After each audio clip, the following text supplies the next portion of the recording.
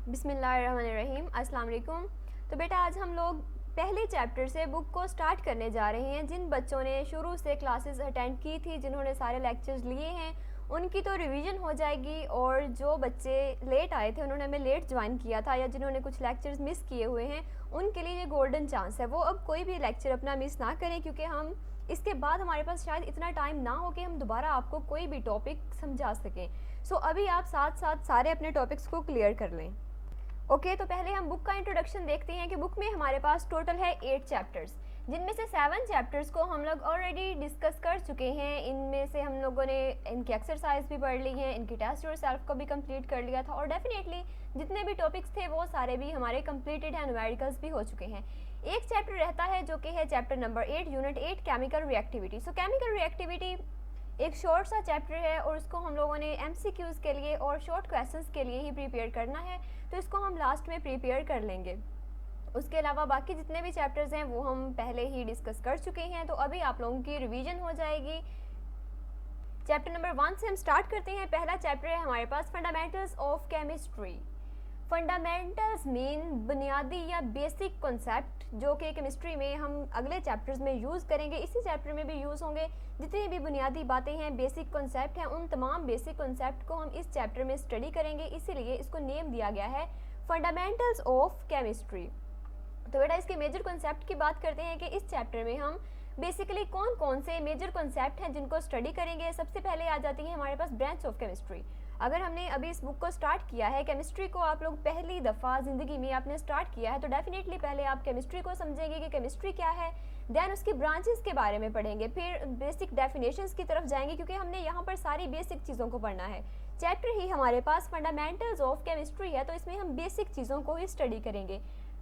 हम साइंस की डिफाइन को पढ़ेंगे, हम केमिस्ट्री की डिफाइन को स्टडी करेंगे, ब्रांच ऑफ केमिस्ट्री को स्टडी करेंगे, बेसिक डेफिनेशंस को स्टडी करेंगे, देन केमिकल स्पीशीज़ को स्टडी करेंगे, एवोगैड्रोज नंबर एंड मोल। आप लोगों के लिए ये न्यू चीज़ होगी एवोगैड्रो नंबर, तो इसको हम स्टडी करेंगे। देन मोल हमारे पास एक यूनिट होता है जो कि केमिस्ट्री में हम यूज़ करते हैं, इसको हम स्टडी करेंगे। देन केमिकल कैलकुलेशंस, न्यूमेरिकल्स हैं लास्ट में, हम उन न्यूमेरिकल्स को भी स्टडी करेंगे। सो हमारे पास ये 5 मेजर बेसिक कॉन्सेप्ट हैं जिनको हम 1 बाय 1 डिटेल में डिस्कस करेंगे। स्टार्ट करते हैं अपने चैप्टर को। फर्स्ट ऑफ ऑल हमारे पास है इंट्रोडक्शन। इस पूरे चैप्टर का इंट्रोडक्शन क्या है? इंट्रोडक्शन की बात करेंगे तो सबसे पहले साइंस आ जाएगी, बिकॉज हम साइंस को स्टडी कर रहे हैं, तो पहले हमें साइंस के बारे में पता होना चाहिए। एक्चुअली साइंस वो ब्रांच है जो हमें देती है, नॉलेज देती है किस चीज़ के बारे में, हमारे सराउंडिंग में जितनी भी चीज़ें मौजूद हैं, जितना भी मैटर मौजूद है, उस मैटर को अंडरस्टैंडिंग हमें देती है कि वो मैटर क्या है, किस चीज़ से मिलकर बना हुआ है, देन उसका वर्क क्या है। इन तमाम चीज़ों की स्टडी को हम साइंस कहते हैं। अब साइंस की हमारे पास बहुत सारी ब्रांचेस हैं, जिनमें बेसिकली आप लोग यहाँ पर केमिस्ट्री को स्टडी करेंगे, बायोलॉजी को स्टडी करेंगे, आप फिज़िक्स को पढ़ेंगे, और कंप्यूटर को पढ़ेंगे, मैथ को पढ़ेंगे। ये हमारे पास बेसिक इसकी ब्रांच हैं साइंस की, जिनको आप यहाँ पर स्टडी करेंगे। सो हम केमिस्ट्री को स्टडी करते हैं। केमिस्ट्री क्या चीज़ है? The branch of science which deals with the composition, structure, properties and reactions of matter is called chemistry. Basically जब भी हम किसी एक टारगेट मटेरियल को लेते हैं कि हमने इसको स्टडी करना है, जैसे हम अगर एग्जांपल है, हम सोडियम क्लोराइड की बात करें, तो सोडियम क्लोराइड हमारे पास एक एग्जांपल है, एक स्पेसिमेन है, उसको हमने स्टडी करना है। अगर हम उसकी कंपोजिशन को स्टडी करें, हम उसके स्ट्रक्चर को स्टडी करें, उसकी प्रॉपर्टीज़ को स्टडी करें, और उसके केमिकल रिएक्शंस को स्टडी करें, इन चारों चीज़ों की स्टडी जो होगी उसको कलेक्टिवली हम कहेंगे कि हम ये है केमिस्ट्री। इट्स मीन कि कोई भी हमारे पास चीज़ होगी, कोई भी हमारे पास मैटर होगा, अगर हम उसकी कंपोजिशन को स्टडी करेंगे, स्ट्रक्चर को स्टडी करेंगे, प्रॉपर्टीज़ को और उसके रिएक्शंस को स्टडी करेंगे, तो इन तमाम चीज़ों की कलेक्टिव स्टडी को हम कहेंगे केमिस्ट्री। मैटर की हमने बात की है कि कोई मैटर है, और मैटर की हम इन तमाम प्रॉपर्टीज़ को स्टडी करें। So now what is matter? Matter is any substance that has mass and takes up space by having volume. हमारी सराउंडिंग में कोई भी ऐसी चीज़ जिसका कोई मैस हो या वो स्पेस ऑक्यूपाई करे, तो उसको हम कहते हैं कि वो मैटर है। जैसे मैटर डिफरेंट स्टेट में एग्जिस्ट कर रहा है, लिक्विड स्टेट हो सकती है, सॉलिड हो सकती है, गैशियस स्टेट हो सकती है, और प्लाज्मा स्टेट भी हो सकती है। सो बेटा हमारी सराउंडिंग में मौजूद हर वो चीज़ जिसका कोई मैस हो, कोई वेट हो, और जो वॉल्यूम भी ऑक्यूपाई करे that is actually called matter. जैसे आप लोगों का मोबाइल फ़ोन है तो उसका कोई मास भी है, आप उसको किसी जगह पर रखते हैं तो वो वॉल्यूम भी ऑक्यूपाई करता है, सो वो एक मैटर है। इसी तरह से अगर हम लिक्विड की बात करें तो लिक्विड का वेट भी होता है, मास भी होता है और वो वॉल्यूम भी ऑक्यूपाई करता है। हम अगर ग्लास में वाटर को डालें तो वो पूरे ग्लास की जो स्पेस है, वॉल्यूम है, उसको ऑक्यूपाई कर लेता है। इट्स मीन कि उसका मास भी है और वॉल्यूम भी है, सो उसको हम मैटर कहते हैं। इसी तरह से सॉलिड, लिक्विड और गैस। और इसके बाद अगर हम गैस की बात करें तो हमारे पास डिफरेंट बैलून्स हमने देखे हैं। जब हम बैलून में गैस को फिल कर देते हैं, उसको भर देते हैं, तो उसमें हम एक लेवल ऐसा आता है, एक स्टेज ऐसी आती है कि हम उसमें मज़ीद हवा को नहीं भर सकते। इट्स मीन कि जितना अंदर वॉल्यूम था वो सारा ऑक्यूपाई कर लिया है गैस ने। इट्स मीन कि उसने वॉल्यूम ऑक्यूपाई किया है। देन अगर हम मैस की बात करें तो डेफिनेटली उसका मैस भी होगा, बेशक वो सॉलिड और जो लिक्विड है उससे लाइटर होगी, लेकिन उसका भी एक मैस होता है। सो इसको भी हम कहेंगे कि ये मैटर है। सो सॉलिड, लिक्विड, गैस, प्लाज्मा, ये तमाम जो स्टेट्स हैं ये मैटर की डिफरेंट स्टेट्स हैं। हम लोगों ने मैटर को बहुत डीपली डिस्कस किया है कि तमाम जो स्टेट्स हैं मैटर की वो एक ही फेज़ में क्यों एग्जिस्ट नहीं करती। तमाम का तमाम मैटर जो है वो सॉलिड स्टेट में क्यों नहीं होता, या लिक्विड स्टेट में क्यों एग्जिस्ट नहीं करता, या फिर वो गैसियस स्टेट में क्यों एग्जिस्ट नहीं करता। तो इसकी रीज़न मैंने आप लोगों को बहुत बार बताई है, तो ये आप लोगों के लिए असाइनमेंट है। आपने बताना है कि जो मैटर है वो डिफरेंट स्टेट में एग्जिस्ट क्यों करता है और एक ही स्टेट में एग्जिस्ट क्यों नहीं करता, इसके रीज़न क्या है।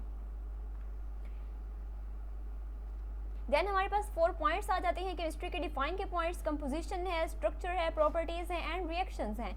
इन तमाम जो हमारे पास 4 स्टेप्स हैं, इनकी अगर हम स्टडी करेंगे तो हमारे पास कलेक्टिव स्टडी जो है वो कहलाएगी केमिस्ट्री।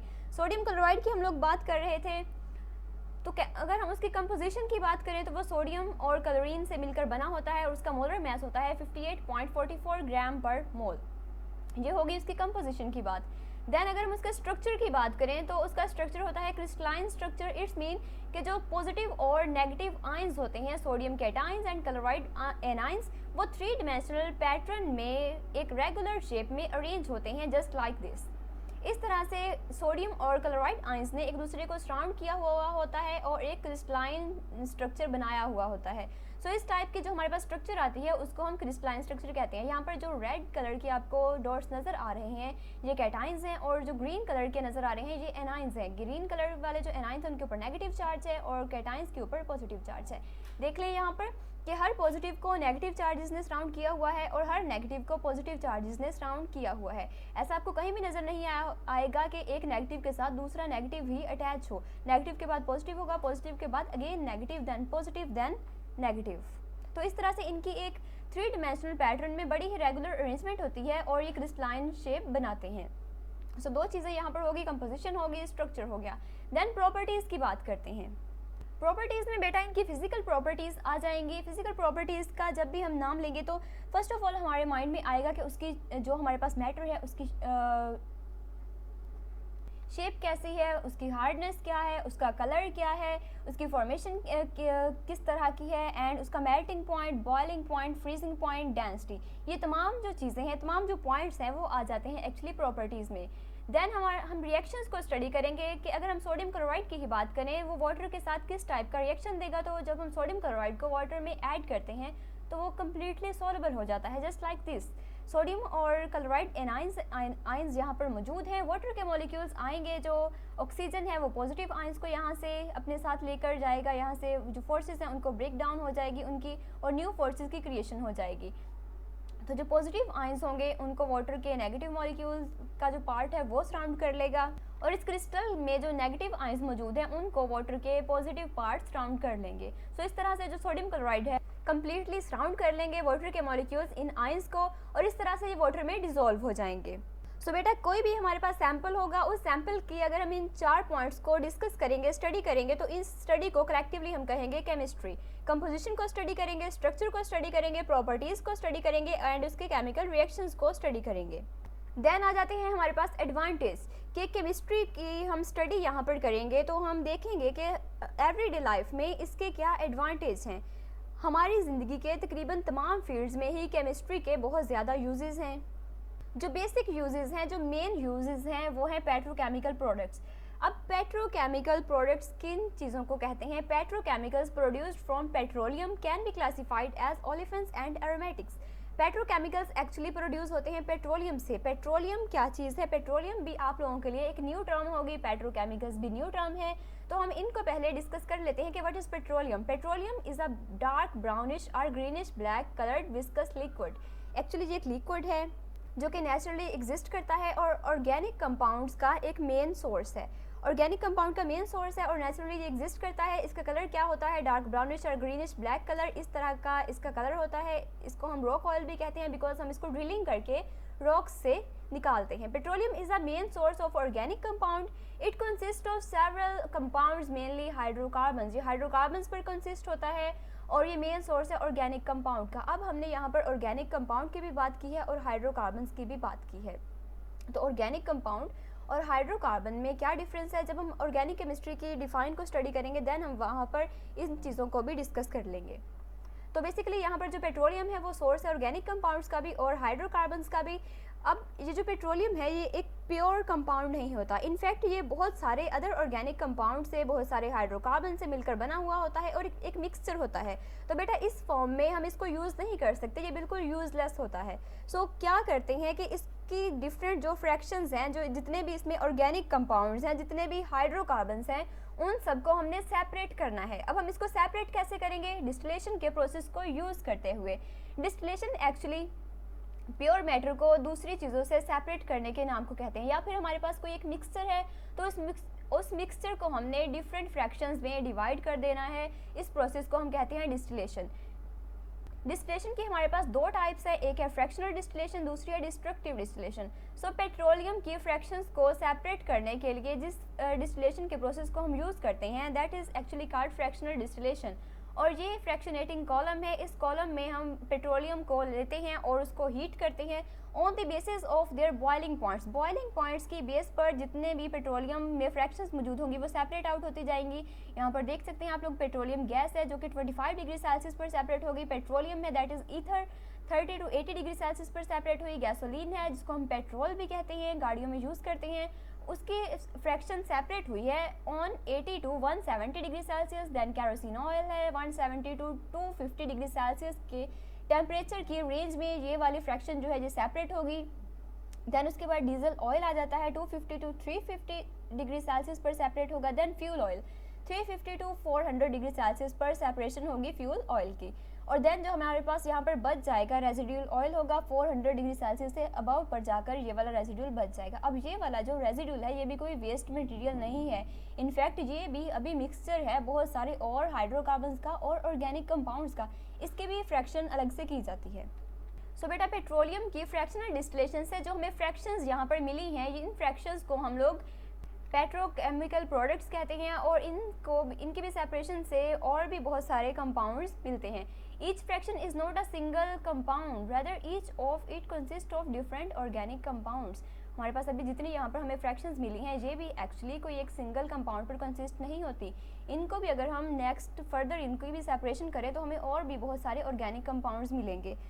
तो बेसिकली हम किस चीज़ की बात कर रहे थे? हम पेट्रोकेमिकल प्रोडक्ट्स की बात कर रहे थे कि पेट्रोकेमिकल प्रोडक्ट्स क्या होती हैं। तो हमने देखा कि पेट्रोलियम की डिस्टिलेशन से जो हमें डिफरेंट फ्रैक्शंस मिलती हैं एक्चुअली उनको हम पेट्रोकेमिकल प्रोडक्ट्स कहते हैं। और आप लोगों को स्टार्टिंग में मैंने एक एनिमेशन भी दिखाई थी, एनिमेटेड वीडियो, कि किस तरह से हम पेट्रोलियम को यूज़ करते हुए उसकी फ्रैक्शंस को सेपरेट करते हैं। देन हमें एक कंपाउंड मिल रहा था जिसका नाम था नेफ्था। नेफ्था को यूज़ करते हुए हमने प्लास्टिक की प्रोडक्ट्स भी बनाई थी। सो ये हमारे पास जो पेट्रोकेमिकल प्रोडक्ट्स हैं जिनकी हमें फ्रैक्शंस मिली हैं वो भी सिंगल कंपाउंड्स नहीं हैं, वो उनमें भी बहुत सारी और फ्रैक्शंस होती हैं।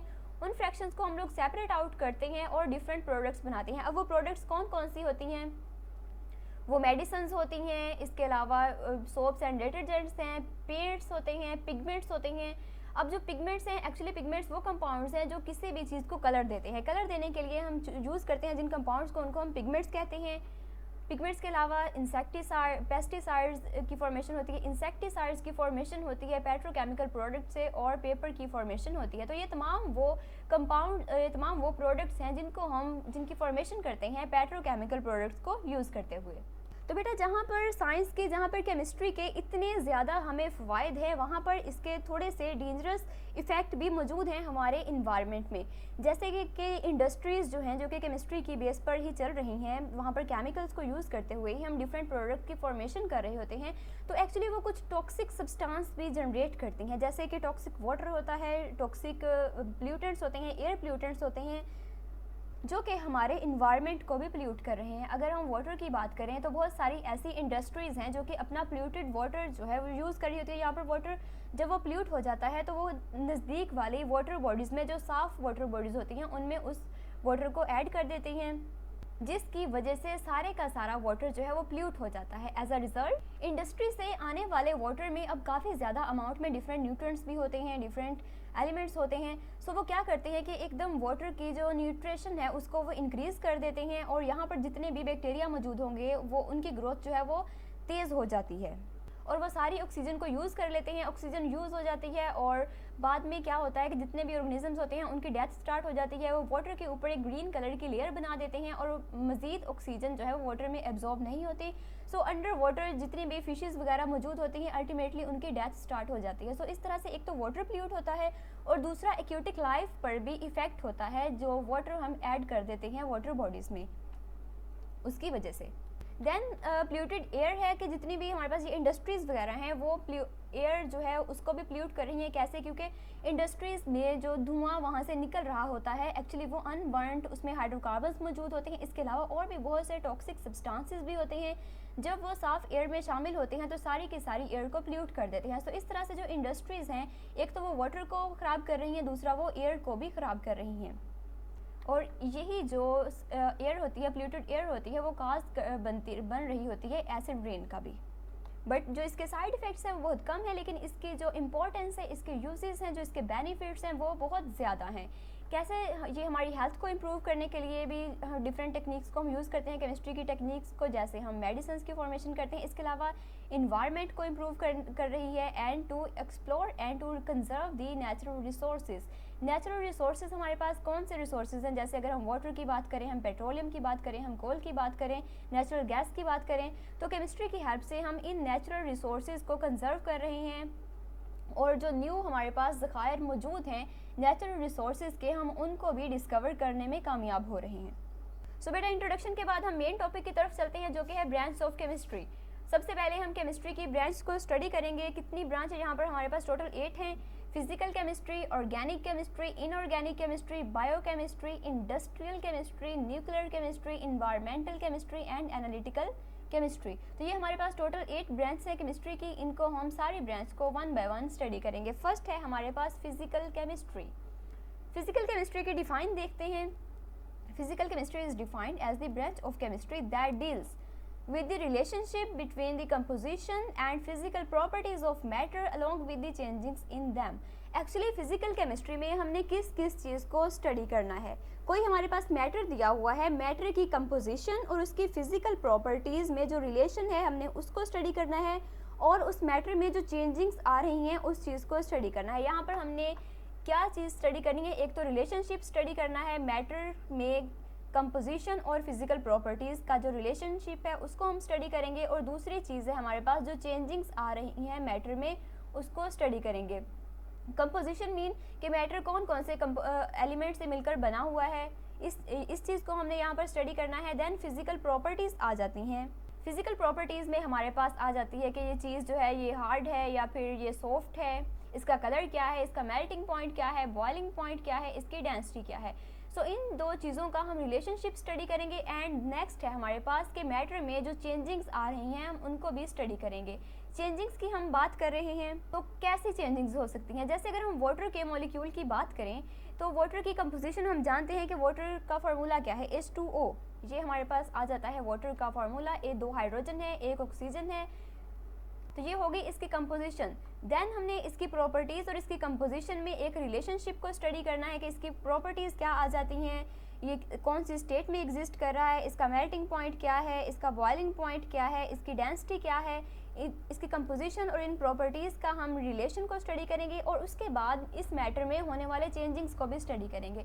अब चेंजिंग्स इसमें क्या आएंगी, जैसे अगर हम टेम्परेचर को कम या ज़्यादा करें तो इसके स्टेट पर भी इफ़ेक्ट होगा। अगर हम टेम्परेचर को डिक्रीज़ करते जाएं तो ये सॉलिडिफाई होता जाएगा, ये सॉलिड स्टेट में चला जाएगा। अगर हम टेम्परेचर को इंक्रीज़ करें तो ये लिक्विड में कन्वर्ट हो जाएगा। अगर टेम्परेचर को और ज़्यादा इंक्रीज़ करें, इट्स मीन कि अगर 100 डिग्री सेल्सियस से भी ज़्यादा टेम्परेचर इंक्रीज़ कर दें तो डेफिनेटली वाटर जो है वो कन्वर्ट हो जाएगा गैसियस स्टेट में। तो बेटा इसकी हमने चेंजिंग्स को भी स्टडी करना है। दो किन किन चीज़ों को हम स्टडी कर रहे हैं, कंपोजिशन और फिजिकल प्रॉपर्टीज़ का रिलेशन, और साथ में मैटर में आने वाली चेंजिंग्स को भी स्टडी करेंगे।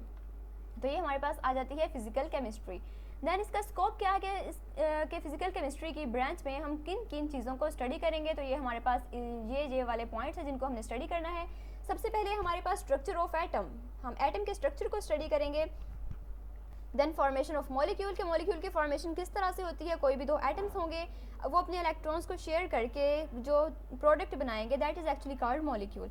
Behaviour of gases, liquid and solids. Behaviour क्या चीज़ है कि जैसे हमारे पास अगर गैसेस की अगर हम बात करें तो गैसेस का एक स्पेसिफिक वॉल्यूम होता है लेकिन इनकी कोई स्पेसिफिक शेप नहीं होती। हम जिस भी कंटेनर में, जिस भी अटेंसिल में इसको हम ऐड करेंगे, अगर हम बैलून में इसको ऐड करें तो वो उसी की शेप गेन कर लेगा।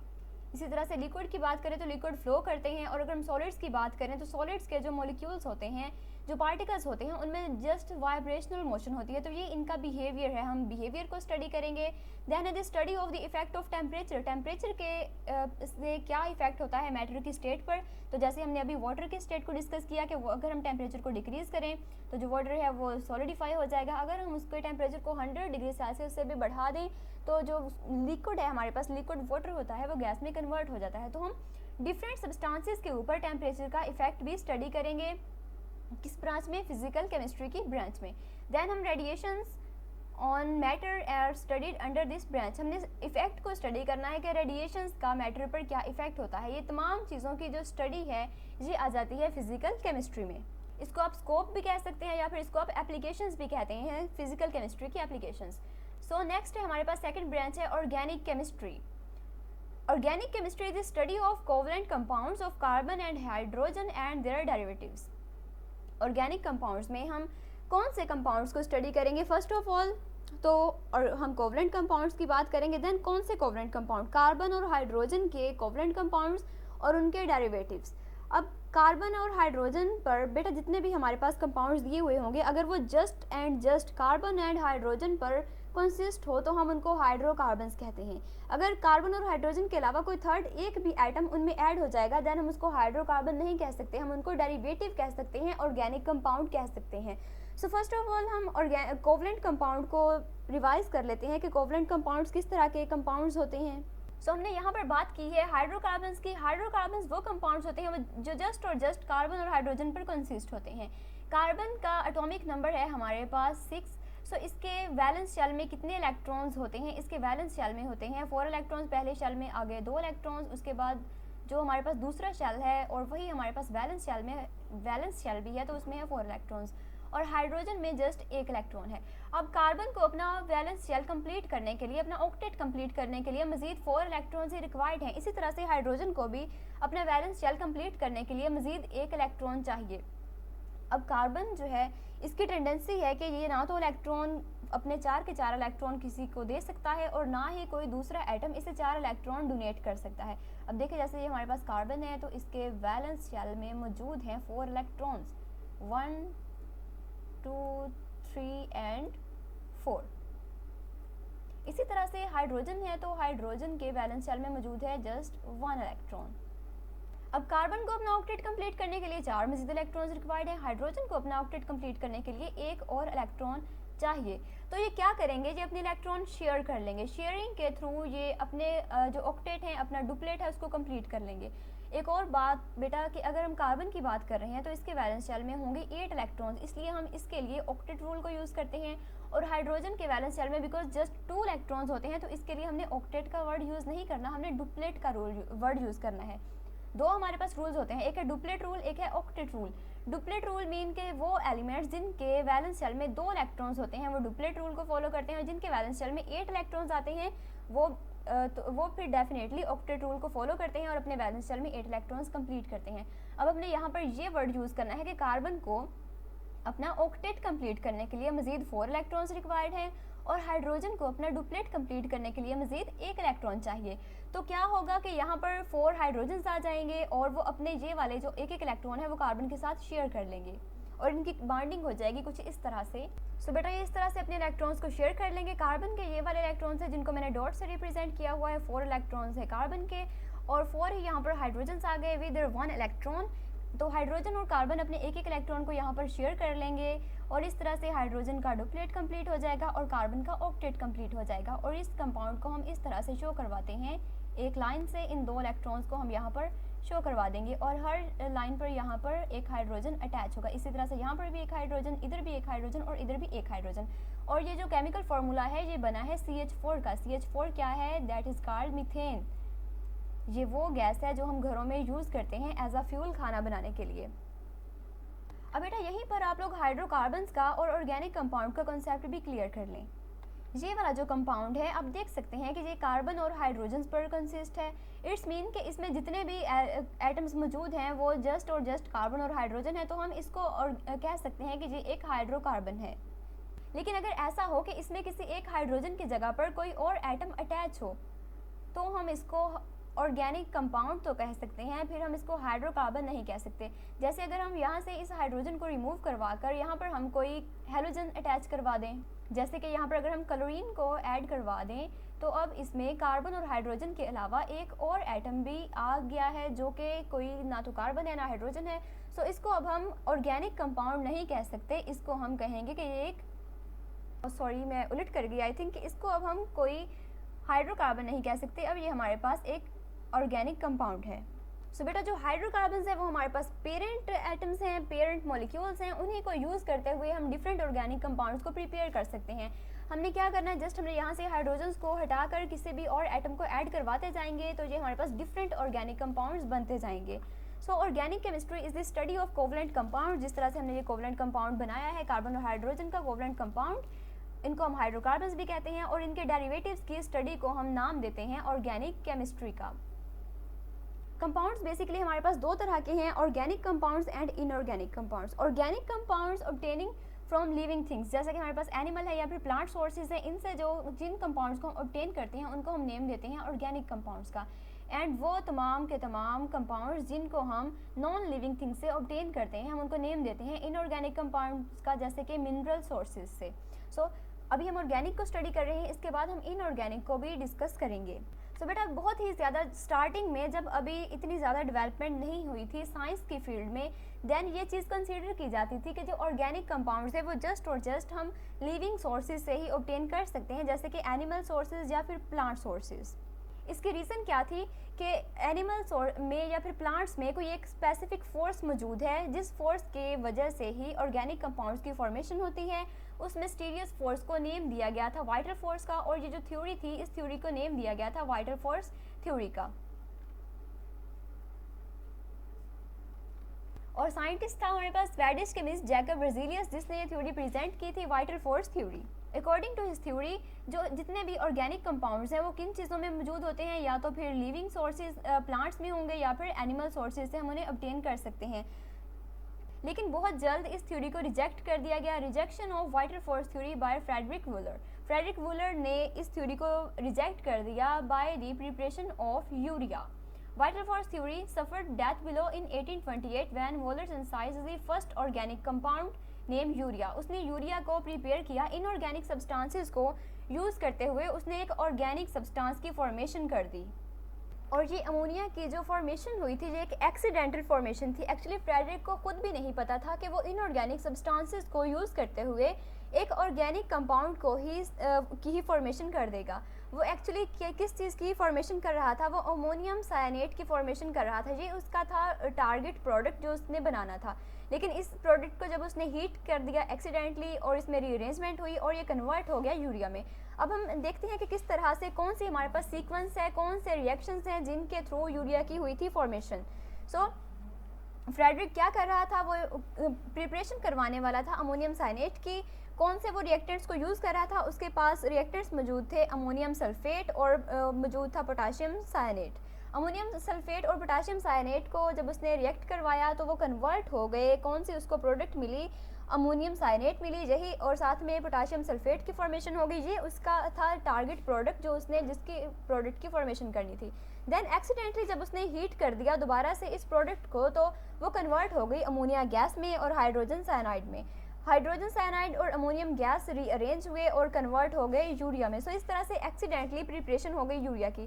बेटा इस प्रिपरेशन के साथ ही ऑर्गेनिक केमिस्ट्री को एक न्यू डायरेक्शन मिली, बहुत सारे और भी ऑर्गेनिक कंपाउंड्स की डिस्कवरी हुई, और भी ऑर्गेनिक कंपाउंड्स की फॉर्मेशन हुई, और अब तो इसकी इतनी वाइड रेंज मौजूद है ऑर्गेनिक कंपाउंड्स की। सो ये हमारे पास स्टडी थी ऑर्गेनिक कंपाउंड्स की। अब हम ऑर्गेनिक कंपाउंड्स का स्कोप देखते हैं कि इसको हम कौन सी फील्ड्स में हमारे ये बेनिफिट्स हमें दे रहा है। पेट्रोलियम, जानते हैं कि पेट्रोलियम जो है वो सोर्स है डिफरेंट ऑर्गेनिक कंपाउंड्स का, डिफरेंट हाइड्रोकार्बन्स का। हमने अभी स्टार्टिंग में इस चीज़ को स्टडी किया था। दैन जब हम पेट्रोलियम की फ्रैक्शनल डिस्टिलेशन करते हैं तो डिफरेंट हमें प्रोडक्ट्स मिलती हैं। That products are actually called petrochemicals. और पेट्रोकेमिकल्स जो होंगे वो भी कोई प्योर फ्रैक्शंस नहीं होती, वो भी बहुत से ऑर्गेनिक कंपाउंड्स का मिक्सचर होती हैं। उन मिक्सचर को जब हम सेपरेट आउट करते हैं तो वो और एरोमेटिक कंपाउंड्स में, ओलेफिन्स में कन्वर्ट हो जाती हैं। उन्हीं कंपाउंड्स को यूज़ करते हुए इंडस्ट्रीज़ में हम मेडिसिन की फॉर्मेशन करते हैं। उन इंडस्ट्रीज़ को हम फार्मास्यूटिकल इंडस्ट्रीज़ का नेम देते हैं। सो ये स्कोप है हमारे पास ऑर्गेनिक केमिस्ट्री का।